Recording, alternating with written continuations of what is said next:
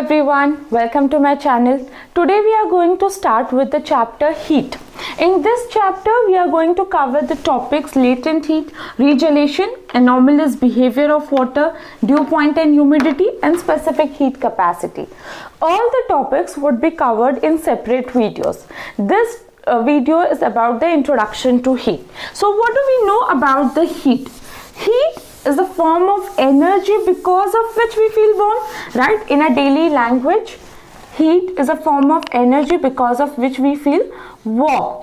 And what is the physical definition of heat? It's a form of energy which transfers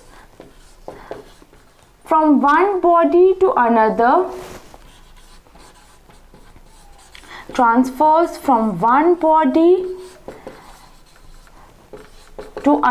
due to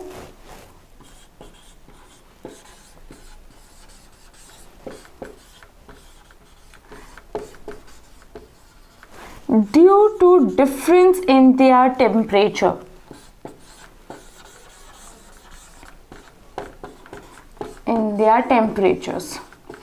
Okay, so can I take classic example of heat as, see, when we touch the boiling water, what happens? Energy gets transferred from the boiling water to our hand, right? Why the energy has got transferred?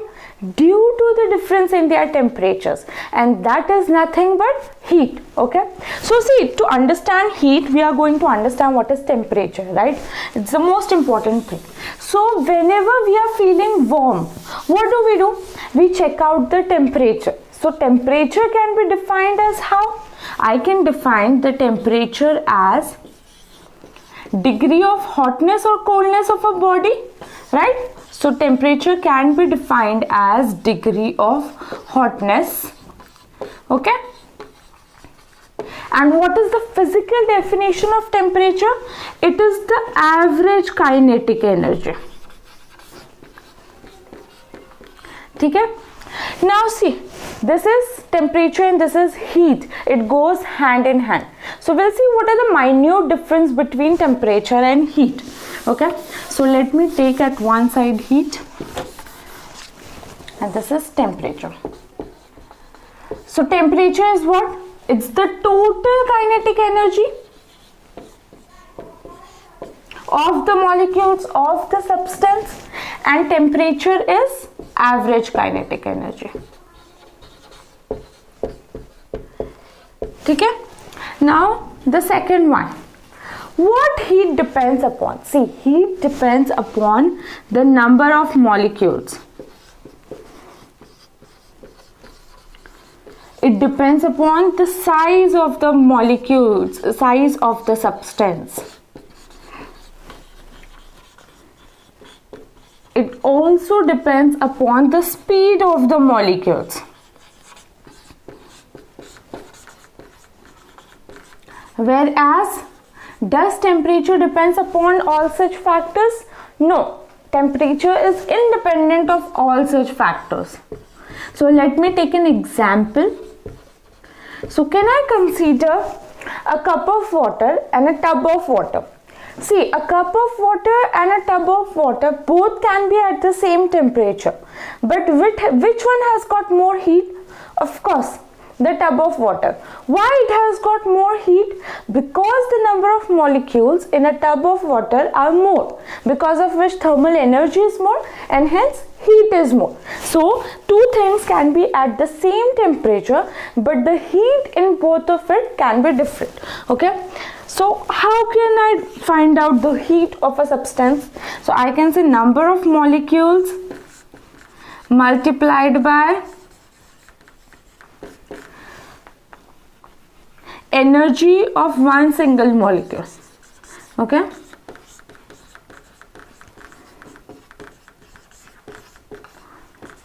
okay, this can be heat for me. And what is temperature? Why is temperature so important? Because temperature decides the direction of heat flow. What the temperature does? Temperature, it decides the direction of heat flow.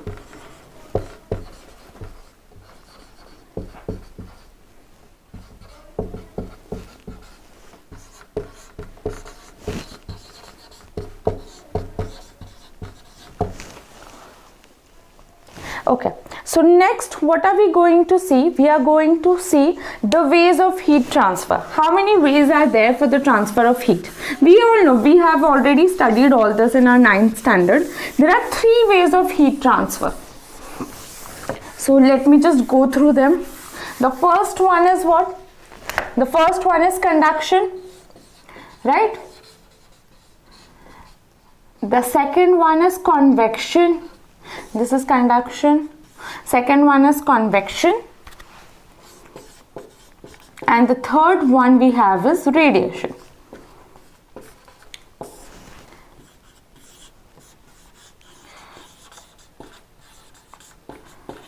Now what do we mean by conduction? It's a transmission of heat from one part of the... See, conduction is a transmission of heat from one particle to another in the fall of temperature without particles changing their position. That means what? Let me take a substance. This is my substance.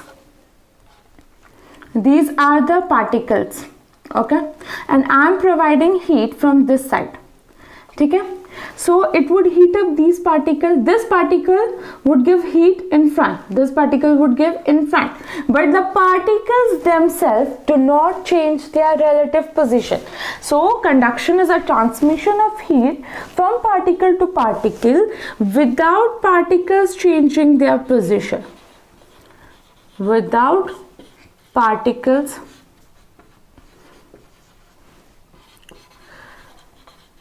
changing their positions. Okay, so of course the classic example of conduction is, we all know that they are solids. Solids are heated up by conduction. Why? Because when we heat up the solid, its particle does not change its position, the relative position. Okay, what is convection? See, convection is a transmission of heat from one part of a body to another by the actual motion of the heated particle. Means what? Let me take a beaker. This water is here. I am providing heat from here. Okay. So the particles which are over here get heated up and they move upwards. Okay. And the ones which are over here, which are cooler, comes downward. Okay, like this the heat gets transferred to the water. So it is the motion of the heated particles which transfers the heat. Okay, so convection, this process of heating is used for which one? For liquids and gases. Liquids and gases get heated up by convection. Okay. Now what do I mean by radiation? See, when we see conduction and when we see convection, the one which is providing heat and the one which is absorbing heat, both are in contact. Okay, even over here. So radiation is a transmission of heat which does not rely upon. It does not rely upon contact between the two objects.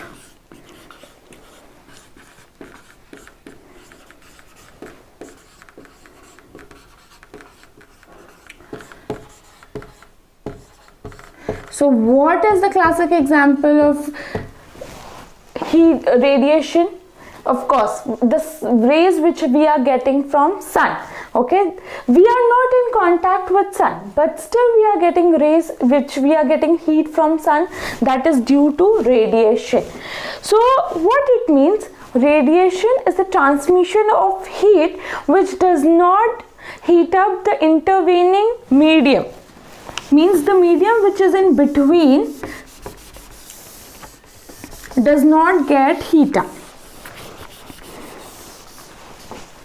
It is a process of heat transmission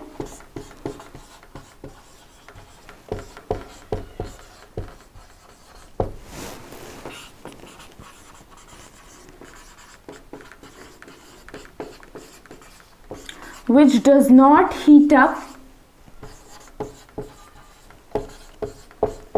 intervening medium,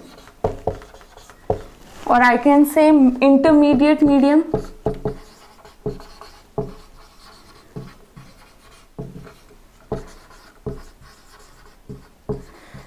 So how the heat must be traveling by radiation? It travels in the wave motion, and the waves do not lose their energy to the intervening medium. Okay, so these are three ways of heat transfer. Okay, next let me discuss what are good conductors of heat and the bad conductors of heat. See, whichever allows substance heat to pass through them easily, okay, they are called as good conductors, and bad conductors which does not allow heat to pass through them easily. So why do we wear woolen clothes in winter? Why do we prefer wearing woolen clothes in winter? We could have worn some other clothes also. Why do we prefer? Because woolen clothes are bad conductors of heat.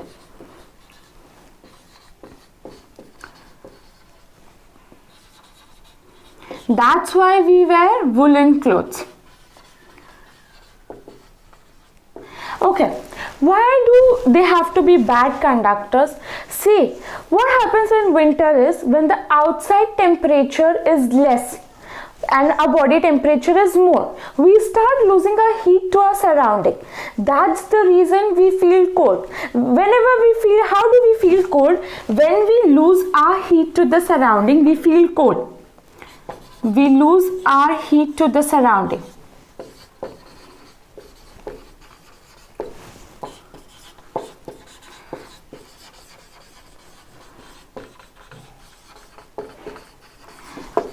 That's when our mind registers something as cool.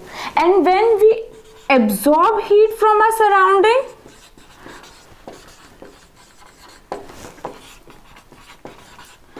what our mind registers it as? It registers it as hot. Okay, so in winter, outside temperature is less, our body is at higher temperature, we start losing our heat. So when we wear the woolen clothes, as woolen clothes are bad conductors of heat, we do not lose our heat. We do not lose our body heat. That's why we prefer wearing woolen clothes. Okay, next we can understand this heat conductors of heat. Why do birds in winter do not sit with their wings spread out? Why don't they sit with their wings spread out? See, when they sit with their wings spread out, what happens? They would start losing their body heat to the surrounding.